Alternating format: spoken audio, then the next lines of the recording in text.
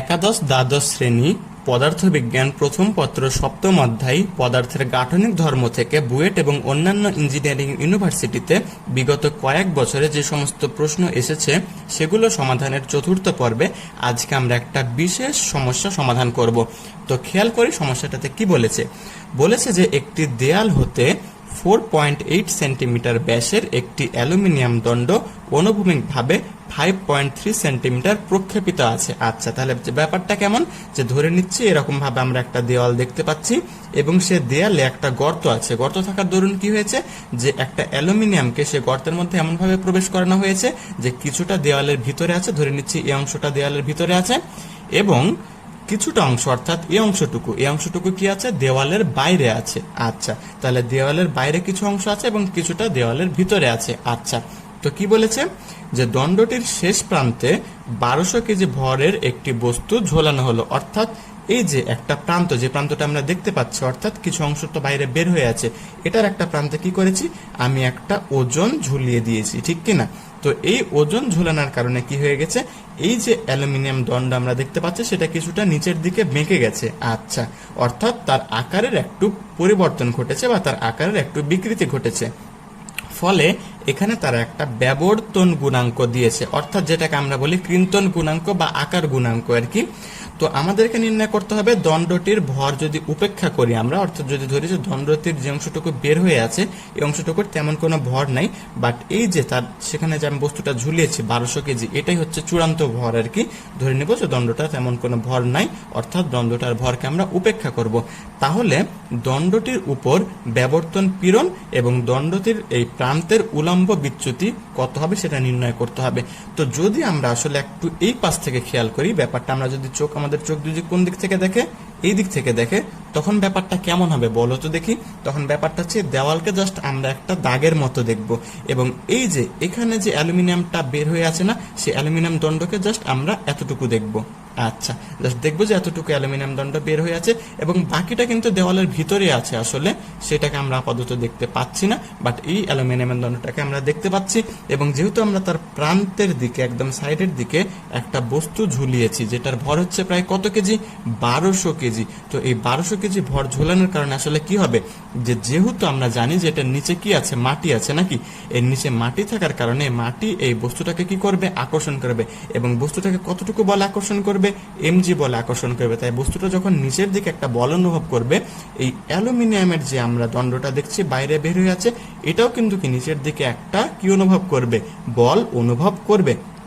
ফলে তার কিছুটা বিকৃত হবে। কেমন বিকৃত হবে, এই সাইড যেটা আছে এই সাইড কিন্তু এভাবে থেকে যাবে, বাট এই সাইড যেটা এটা কিছুটা নিচে নেমে আসবে। ব্যাপারটা কেমন হবে, ব্যাপারটা হবে যদি আমি ডট ডট চিহ্ন দিয়ে দেখাই, তাহলে এই যে এইটা হবে তার বর্তমান অবস্থা, জাস্ট উপর থেকে কিছুটা কি হয়ে যাবে, সে বেঁকে যাবে। আচ্ছা, ঠিক আছে, জাস্ট এটাকে যদি আমি একটু অন্য কালি দ্বারা দেখাই তাহলে খেয়াল করো, এই যে এইটা জাস্ট এই অংশটা যেটা আমি দেখাচ্ছি এইটা হচ্ছে পরবর্তী চিত্র। তাহলে এইটা হচ্ছে পরবর্তীতে তার অবস্থা, আর তার পূর্বের অবস্থা কোনটা, তার পূর্বের অবস্থা হচ্ছে এই যে এইটা। ওকে, তাহলে যদি এবার এটাকে আমরা একটু ফ্রেশ করে আঁকার চেষ্টা করি তাহলে দেখো তো ব্যাপারটা কেমন দাঁড়ায়। তাহলে ব্যাপারটা এমন দাঁড়াচ্ছে যে এখানে একটা দেওয়াল ছিল এবং সেখানে প্রথমে অবস্থানটা এমন ছিল, এবং তারপর যখন আমি বস্তুটা এই দিক বরাবর আমি একটা ফোর্স এফ প্রয়োগ করেছি, তখন কেমন হয়েছে, তখন হয়েছে যে সেটা আসলে এইরকম ভাবে বেঁকে গিয়েছে। অর্থাৎ আগে এইটা ছিল একটা আয়ত, বাট এইটা এখন কি হয়ে গেছে, একটা সেটা সামান্তরিক ক্ষেত্রে পরিণত হয়ে গেছে নাকি, কারণ কিছুটা বল প্রয়োগ করার ফলে নিচে নেমে গেছে। তো এই ব্যাপারটাকে আমরা আসলে বলি আকার বিকৃতি। এই ব্যাপারটাকে আমরা কি বলি, আকার বিকৃতি। তো তোমরা বইয়ে আসলে যেটা দেখেছো সেটা আসলে অনুভূমিক ভাবে দেখানো আছে। তো একটু ভালো মতো খেয়াল করো তো, আমি যদি এটাকে 90 ডিগ্রি রোটেট করি তাহলে খেয়াল করো তো এই যে এই ছবিটা তোমরা চিনতে পারো কিনা। এই ছবিটা যে বইয়ে যে এফ বল প্রয়োগ করে, এই অংশটুকুকে আমরা ধরি ডি, এবং তারপরে কি করি, যে উপরের পৃষ্ঠ এবং নিচের পৃষ্ঠ যে দূরত্ব, এই দূরত্বটাকে আমরা কি বলি, ক্যাপিটাল ডি, এটাকে বলি স্মল ডি, আর এটাকে বলি আমরা ক্যাপিটাল ডি, দুইটা পৃষ্ঠের মধ্যে যেটা ডিফারেন্স। আর যতটুকু আমাদের স্মরণ হয়েছে জাস্ট এই পৃষ্ঠর, সেটাকে আমরা কি বলছি, স্মল ডি। আচ্ছা, তাহলে হয়তো সেই ছবিটা তোমাদের কি মনে পড়েছে না। আচ্ছা, ঠিক আছে, তাহলে খেয়াল করো, তাহলে এতটুকু হচ্ছে স্মল ডি এবং এই পুরাটা হচ্ছে কি ক্যাপিটাল ডি। ওকে, তাহলে এখন আমাদের কি কি করতে হবে, এখন আমাদের এক্স্যাক্টলি দুইটা কাজ করতে হবে। কি কি? একটা হচ্ছে যে দণ্ডটির ওপর ব্যাবর্তন পীড়ন মানে হচ্ছে আকার পীড়ন বা কেমন পীড়ন, কৃন্তন পীড়ন, সেটা নির্ণয় করতে হবে। এবং প্রান্তের উলম্ব বিচ্যুতি মানে এই যে উলম্ব থেকে সে যে ডি পরিমাণ, স্মল ডি পরিমাণ সে কি হয়ে গেছে, বেঁকে গেছে না, নিচে নেমে গেছে না, এই স্মল ডিটা আমাদের কি করতে হবে, নির্ণয় করতে হবে। আচ্ছা ঠিক আছে, তো প্রথমে আসি পীড়নের ক্ষেত্রে, ব্যাবর্তন পীড়ন। তো আমরা তো জানি যে পীড়নের একটা মাত্র সূত্র, সেটা কি এফ বাই এ, নাকি? এটা হচ্ছে পীড়নের সূত্র। আর আমরা জানি যে কৃন্তন গুণাঙ্ক, কৃন্তন গুণাঙ্ক ইটা সমান হচ্ছে কি, ইটা সমান হচ্ছে পীড়ন ডিভাইডেড বাই বিকৃতি হচ্ছে কি থিটা, অর্থাৎ eta equal to F by A theta. তো এটা আমরা আপাতত 1 নম্বরের জন্য আমরা ব্যবহার করব না, বাট 2 নম্বরের জন্য এটা আমরা ব্যবহার করব। তো আমরা 1 নাম্বার বা এ নাম্বারে চলে আসি। ওকে, আচ্ছা, তো এ নাম্বারে আমাদের কি বলেছে, এ নাম্বারে আমাদের বলেছে ব্যাবর্তন পীড়ন নির্ণয় করা। আর পীড়ন মানে হচ্ছে কি বল বাই ক্ষেত্রফল। এখন কথা হচ্ছে যে কতটুকু বল প্রয়োগ করা হয়েছে এখানে, নাকি? খেয়াল করো ব্যাপারটা, যে এখানে কিন্তু আমি 1200 কেজির একটা বস্তু ঝুলিয়ে দিয়েছি এবং সেটা এমজি পরিমাণ বল প্রয়োগ করছে, তাই আমরা এফ ইকুয়াল টু কত বলতে পারি, এমজি বলতে পারি। তাই আমরা যদি বলি যে অতএব কৃন্তন পীড়ন, সেই পীড়ন সমান কি এফ বাই এ, অর্থাৎ এমজি বাই এ। এখন কথা হচ্ছে এ তো ক্ষেত্রফল, এটা কোন ক্ষেত্রের ক্ষেত্রফল, এ হচ্ছে এই যে প্রস্থচ্ছেদের ক্ষেত্রফল, অর্থাৎ এই যে এখানে আমরা একটা গোলাকার আর কি, গোলাকার যে পৃষ্ঠ দেখতে পাচ্ছি, এই গোলাকার পৃষ্ঠের ক্ষেত্রফলই হচ্ছে এ, যেটাকে আমরা বলি কি বৃত্তের ক্ষেত্রফল পাই আর স্কোয়ার। আচ্ছা ঠিক আছে, তো যেহেতু বৃত্তের ক্ষেত্রফল পাই আর স্কোয়ার, তাই আমি এটাকে কি বলছি, এই আমাদের এই প্রস্থচ্ছেদের ক্ষেত্রফলটাকে আমি বলছি পাই আর স্কোয়ার। তাহলে খেয়াল করো, এম হচ্ছে কত, 1200 ইন্টু জি হচ্ছে 9.8 বাই এর ভ্যালু কত, এর ভ্যালু হচ্ছে পাই আর স্কোয়ার, পাই ইন্টু আর। এখন কথা হচ্ছে এই যে পৃষ্ঠ, এই পৃষ্ঠর আমরা যদি ব্যাসার্ধ জানতে চাই, তো তার জন্য কিন্তু আমাদের এখানে একটা জিনিস দেওয়া আছে। কি দেওয়া আছে? এখানে আমাদের ব্যাস দেওয়া আছে। ব্যাসটা কত, 4.8। তাহলে ব্যাসার্ধ তার অর্ধেক মানে 2.4 সেন্টিমিটার। তাহলে আমরা আর স্কোয়ার, অর্থাৎ আমরা লিখব 2.4 ইন্টু 10⁻², তারপর স্কোয়ার, জাস্ট সেন্টিমিটারকে কি করেছি, মিটারে কনভার্ট করে ফেলেছি, তাহলে পাই আর স্কোয়ার। তাহলে এখান থেকে আমরা একটা ভ্যালু পাই, কত পাই, 6.4988 ইন্টু 10⁶ এত নিউটন পার মিটার স্কোয়ার। তাহলে এটাই হচ্ছে আমাদের সেই কৃন্তন পীড়ন বা ব্যাবর্তন পীড়ন। আচ্ছা, এখন আমাদের কি করতে হবে, এখন আমাদের উলম্ব বিচ্যুতিটা নির্ণয় করতে হবে। এই যে আমাদের খ নম্বরে কি বলেছে, উলম্ব বিচ্যুতি নির্ণয় করো, অর্থাৎ সেই উলম্ব বরাবর এক্স্যাক্টলি কতটুকু নিচে নেমে গিয়েছে, এই যে স্মল ডি, এই স্মল ডিটা আমাদের কি করতে হবে, নির্ণয় করতে হবে। আচ্ছা, তো এখন যে এই যে সূত্র eta equal to F by A theta, যে থেটাকে আসলে আমরা বলি যে এই থেটা, যেটা প্রায় ট্যান থেটার সমান হয়, সেটাকে আমরা বলি কি small D by capital D. সেটা কিভাবে, খেয়াল করো, এই যে এটা হচ্ছে কি একটা সমকোণী ত্রিভুজ, আর এইটা হচ্ছে থিটা। তাহলে ট্যান থিটার সমান আমরা কি বলতে পারি, লম্ব বাই ভূমি। লম্ব হচ্ছে ডি আর ভূমি স্মল ডি, আর ভূমি হচ্ছে কি ক্যাপিটাল ডি। তাই এই থিটার জায়গাতে আমরা বলবো কি small D by capital D. তাহলে আমরা সূত্রটা লিখে ফেলি, বি নাম্বারে eta equal to F by A divided by small D by capital D. এখন খেয়াল করো ব্যাপারটা, আমরা কি তাহলে পরের লাইনে লিখতে পারি না যে small D by capital D equal to হচ্ছে F by A divided by হচ্ছে ইটা। তাহলে এখন স্মল ডিটাকে যদি আমি এক পাশে রাখি, বাকি সবাইকে অন্য পাশে রাখি, তাহলে কেমন দাঁড়ায়, তাহলে দাঁড়ায় capital D into F by A divided by eta. তাহলে এখান থেকে কিন্তু আমরা স্মল ডি এর ভ্যালু নির্ণয় করতে পারি। ক্যাপিটাল ডি, এই যে দুই পাশের মধ্যে দুইটা, এই যে একটা পৃষ্ঠ, এই যে একটা পৃষ্ঠ, এই দুইটা পৃষ্ঠের মধ্যে মধ্যবর্তী লম্ব দূরত্ব। এই দূরত্ব কতটুকু, এই দূরত্ব হচ্ছে যতটুকু অ্যালুমিনিয়ামের দণ্ডটা বের হয়ে আছে। কতটুকু বের হয়ে আছে, 5.3 সেন্টিমিটার। অর্থাৎ যদি আমরা মিটারে বলি, তাহলে 5.3 ইন্টু 10⁻², অর্থাৎ 5.3 ইন্টু 10⁻²। বাট আমি যদি চাই যে ছোট হাতের ডি বা স্মল ডি, এটাকেও আমি সেন্টিমিটারে রাখবো, তাহলে আমরা কিন্তু ক্যাপিটাল ডিকেও কিসে রাখতে পারি, সেন্টিমিটারে রাখতে পারি। তাহলে আমরা এটাকে সেন্টিমিটারে রেখে দিলাম, তাহলে আমরা স্মল ডিকেও সেন্টিমিটারে পাবো। Into F by A, F by এর ভ্যালু এই যে পীড়ন, যেটা আমরা কত পেয়ে গেছি, এই যে 6.49, অর্থাৎ প্রায় 6.5 ইন্টু 10⁶, ডিভাইডেড বাই ইটা। ইটা মানে হচ্ছে কি সেই গুণাঙ্ক, কৃন্তন গুণাঙ্ক বা আকার গুণাঙ্ক বা ব্যাবর্তন গুণাঙ্ক। সেটা কত, সেটা কোশ্চেনে দেওয়া আছে 3 ইন্টু 10⁻10। এই যে কোশ্চেনেই দেওয়া আছে কত, 3 ইন্টু 10⁻10। আচ্ছা, তাহলে সেটা এখন আমরা লিখে ফেললাম। তাহলে এখান থেকে আমরা হিসাব করলে পাই প্রায় 1.1483 ইন্টু 10⁻³ এত সেন্টিমিটার। ওকে, তাহলে এটা আমরা পেয়ে যাচ্ছি, ঠিক কিনা?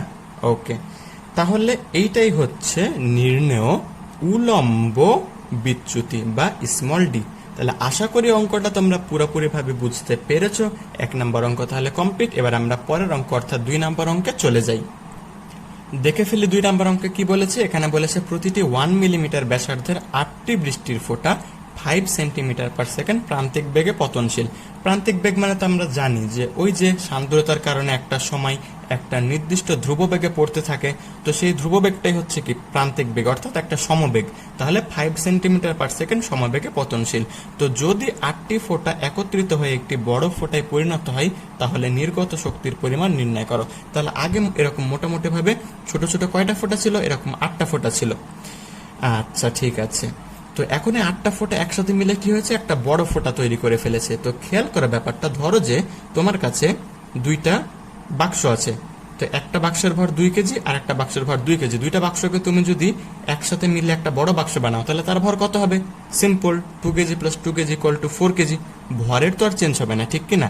তো একইভাবে এই যে 8টা ফোঁটার যে ভর ছিল, এই বড় ফোঁটার ভরও কি তাই হবে না? কারণ আমি 8টা ফোঁটা দিয়েই তো কি করেছি? এই বড় ফোঁটাটা বানিয়েছি, ঠিক কিনা? তো ব্যাপারটা এমনই যে এদের মোট ভর যা, এর মোট ভরও তাই হবে।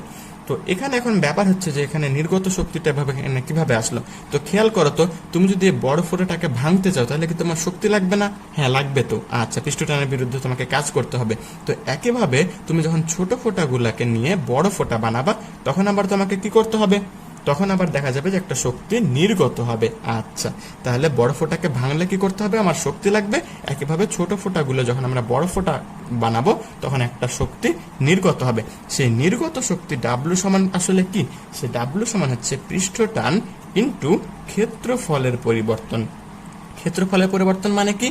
এদের যে একটা ক্ষেত্রফল আছে না, এদের তো অবশ্যই একটা পৃষ্ঠের ক্ষেত্রফল আছে নাকি? যার পৃষ্ঠ আছে তারই পৃষ্ঠের ক্ষেত্রফল আছে। আচ্ছা, তাহলে এদের পৃষ্ঠের ক্ষেত্রফল আর এর পৃষ্ঠের ক্ষেত্রফল, দুইটার মধ্যে যেটা ডিফারেন্স, এটাই হচ্ছে কি ক্ষেত্রফলের ডিফারেন্স। তাহলে এটা হচ্ছে পৃষ্ঠতলের ক্ষেত্রফলের ডিফারেন্স নাকি? তো তোমাদের কি মনে আছে যে গোলকের পৃষ্ঠের ক্ষেত্রফলের সূত্র কি? আচ্ছা, আমি বলছি গোলকের পৃষ্ঠের ক্ষেত্রফলের সূত্র হচ্ছে 4πr²। তাহলে আমরা ছোট গোলকের যদি ব্যাসার্ধ ধরি আর, আমরা তো জানি যে পানির ফোঁটাগুলো কেমন হয়? গোলক আকৃতির হয়। তাহলে ছোট ফোঁটার ব্যাসার্ধ যদি হয় স্মল আর, তাহলে এক একটা ফোঁটার ব্যাসার্ধ হচ্ছে স্মল আর, এবং তাদের ক্ষেত্রফল হচ্ছে কি 4πr²। এবং কয়টা ফোঁটা আছে? এখানে 8টা ফোঁটা আছে। তাই 8টা ফোঁটার জন্য 8 × 4πr²। মাইনাস হচ্ছে বড় ফোঁটা কয়টা আছে? একটাই বড় ফোঁটা আছে, কিন্তু তার ব্যাসার্ধ অবশ্যই ছোটগুলার ব্যাসার্ধের সমান না। তাই আমরা তার ব্যাসার্ধকে ক্যাপিটাল যদি আর ধরি, তাহলে একজনই আছে, তার ক্ষেত্রফল হচ্ছে কত? 4πr²। এখন কথা হচ্ছে আমরা স্মল আর জানি যে প্রত্যেকটা ছোট ফোঁটা কত? 1 মিলিমিটার। বাট বড় ফোঁটার ব্যাসার্ধ কি আমরা জানি? জানি না। কিন্তু এই যে একটু আগে একটা কনসেপ্ট বললাম না, ওই যে মোট ভর কি থাকবে? সেম থাকবে। এদের মোট ভর যা, এই বড় ফোঁটার মোট ভরতা, এই মোট ভরের কনসেপ্ট থেকে কিন্তু আমি কি করতে পারি? বড় ফোঁটার ব্যাসার্ধ নির্ণয় করতে পারি। তাহলে খেয়াল করো, বড় ফোঁটার ভর যা, ছোট ফোঁটাগুলির মোট ভরতা। তাহলে বড় ফোঁটার মোট ভর হচ্ছে এম, তাহলে ছোট ফোঁটাগুলিরও মোট ভর কত হবে? এমই হবে। এবং আমরা জানি ভর সমান কি? ঘনত্ব ইন্টু আয়তন। তাহলে একটা ব্যাপার খেয়াল করো তো, বড় ফোঁটার ক্ষেত্রে তো এটাও পানির তৈরি, এরাও পানির তৈরি, তাই এর ঘনত্ব যা হবে এদের ঘনত্ব তাই হবে। তাই আমরা বলতে পারি যে বড় ফোঁটার ক্ষেত্রেও যদি ঘনত্ব হয় রো, ছোট ফোঁটার ক্ষেত্রে ঘনত্ব কি হবে? রো। যেহেতু তাদের দুজনেরই ভর সমান, তাই তাদের কি ঘনত্ব ইন্টু আয়তনের গুণফল কি হবে? সমান হবে, ঠিক কিনা? যে আমরা জানি ভর সমান ঘনত্ব ইন্টু আয়তন। তাহলে ঘনত্ব ঘনত্ব যদি কাটাকাটি দেই, তাহলে বড় ফোঁটার মোট আয়তন ইকুয়াল টু ছোট ফোঁটাগুলির মোট আয়তন। তাহলে বড় ফোঁটার আয়তন, এখন আমরা জানি গোলকের আয়তনের সূত্র কি? 4/3 × π × r³। একইভাবে ছোট ফোঁটাগুলোর তো কি গোলক আকৃতির, তাই তারাও হচ্ছে 4/3 × πr³। বাট তারা সংখ্যায় কয়টা ছিল? তারা ছিল 8টা। তাহলে এখন 4/3π আর 4/3π যদি কাটাকাটি দিই, তাহলে capital r³ equal to 8 × small r³। এবার উভয় পক্ষে যদি কিউবিক রুট করি, তাহলে r সমান আসে কিউবিক রুট 8 × r, অর্থাৎ 2 × r, অর্থাৎ বড় ফোঁটার ব্যাসার্ধ ছোট ফোঁটার ব্যাসার্ধের দ্বিগুণ। তাহলে ছোট ফোঁটার ব্যাসার্ধ যদি হয় 1 মিলিমিটার, বড় ফোঁটার ব্যাসার্ধ কত? 2 মিলিমিটার। ওকে, তাহলে আমরা বরফটার ব্যাসার্ধ পেয়ে গেছি। এখন তাহলে আমরা ভ্যালুগুলো বসিয়ে দিই। টি এর ভ্যালু 7.4 ইন্টু 10⁻², ইন্টু হচ্ছে 4 আসতে কত 32 পাই, ইন্টু ছোট ফোটার ব্যাসার্ধ হচ্ছে কত 1 মিলিমিটার, মানে 10⁻³ মিটার, তার উপরে একটা স্কোয়ার, মাইনাস হচ্ছে 4 পাই ইন্টু বড় ফোটার ব্যাসার্ধ কত 2 মিলিমিটার, মানে 2 ইন্টু 10⁻³ মিটার, তার উপরে একটা স্কোয়ার। ওকে, তাহলে এখন জাস্ট হিসাব নিকাশ করলেই শেষ। তাহলে আসে কত 3.7196 ইন্টু 10⁻⁻6 এত জুল। তাহলে এত জুল শক্তি কি হবে? নির্গত হবে। তাহলে 2 নাম্বারও কমপ্লিট। এবার আমরা 3 নাম্বারে চলে যাই। 3 নাম্বারটা হচ্ছে কেমন? 3 নাম্বারটা হচ্ছে একটা ইস্পাতের অঙ্ক। কি বলেছে? দুইটা ইস্পাতের তারের ব্যাস যথাক্রমে 1 মিলিমিটার ও 2 মিলিমিটার, তার দুটিকে যথাক্রমে 40 নিউটন ও 80 নিউটন বল দ্বারা টানা হলো, এদের প্রসারণের অনুপাত নির্ণয় করো। তাহলে এখানে দুইটা তারের কথা বলা হয়েছে। তাহলে আমরা যদি সূত্রটা লিখে ফেলি যে এদের ক্ষেত্রে যদি আমি বলি ইয়ং এর গুণাঙ্ক y ইকুয়াল টু, আমরা বলতে পারি না যে F into capital L by A into small L. তো আসলে আমাদের কি করতে হবে? প্রসারণের অনুপাত নির্ণয় করতে হবে, অর্থাৎ স্মল এল এর অনুপাত। তাই আমরা স্মল এল ইকুয়াল টু বলতে পারি F L by Y A. তো যেহেতু এখানে কয়টা তার আছে? দুইটা তার আছে, নাকি? একই দৈর্ঘ্যের দুইটা তার আছে। তাহলে একজনের আদি দৈর্ঘ্য যদি হয় L1 আর একজনের যদি আদি দৈর্ঘ্য L2 হয়, তাহলে দুইটা পরস্পর কি সমান না? যেহেতু বলেছে তাদের কি দৈর্ঘ্য একই, এবং যেহেতু দুইটাই ইস্পাতের তার, তাই যেহেতু উপাদান একই, তাই তাদের কি একই হবে, তাদের ইয়ং এর গুণাঙ্ক একই হবে। এবার ব্যাসার্ধের ব্যাপারে আসি। তো আমরা যদি চিন্তা করি যে এখানে একটা টার্ম আছে, সেটা কি ক্ষেত্রফল। ক্ষেত্রফল মানে কি? আসলে পাই ইন্টু আর স্কয়ার। যদি আমরা চিন্তা করি তারগুলা, তো তারগুলা তো দেখতে এমন হয় নাকি? আচ্ছা, ঠিক আছে। তো ব্যাপার হচ্ছে যে তারগুলার যেটা প্রস্থচ্ছেদের ক্ষেত্রফল, সেগুলো আসলে প্রস্থচ্ছেদগুলা বৃত্তাকার হয়, তাই ক্ষেত্রফল এ সমান হয় পাই আর স্কয়ার। তাই ব্যাসার্ধের যদি অনুপাত জানি, তখন কিন্তু আমরা ক্ষেত্রফলের অনুপাত বের করতে পারি। তো দেখতে পাচ্ছি এদের ব্যাস হচ্ছে কত 1 মিলিমিটার ও 2 মিলিমিটার। তাহলে ব্যাসার্ধ কত হবে? তাহলে একজনের ব্যাসার্ধ R1 হবে অর্ধেক, ব্যাসের অর্ধেকই তো ব্যাসার্ধ, তার মানে 0.5 মিলিমিটার। আরেকজনের হবে 2 এর অর্ধেক, মানে কত 1 মিলিমিটার। ওকে, তাহলে আমরা করে ফেললাম। একটা হচ্ছে R1 হচ্ছে 0.5 মিলিমিটার এবং R2 হচ্ছে কত 1 মিলিমিটার। এরপরে কি বলেছে? বল দুইটা সমান না। এই F1টা কত? F1 হচ্ছে 40 নিউটন, আর F2টা কত? F2টা হচ্ছে 80 নিউটন। আচ্ছা, তাহলে আমরা দুইজনের জন্যই স্মল L1 এর আলাদা সূত্র লিখব। একটা হচ্ছে স্মল L1, একটা হচ্ছে স্মল L2। তাহলে স্মল L1 এর জন্য কেমন হবে? F1 capital L1 by Y1 A1। একইভাবে L2 এর জন্য কি হবে? F2 into L2 divided by Y2 into A2, ঠিক কিনা? তাহলে এখান থেকে আমরা একটু যদি খেয়াল করো তো, যে এটা যখন উপরে যাবে তখন তো গুণ হয়ে যাবে নাকি? তাহলে ব্যাপারটা কেমন দাঁড়াবে?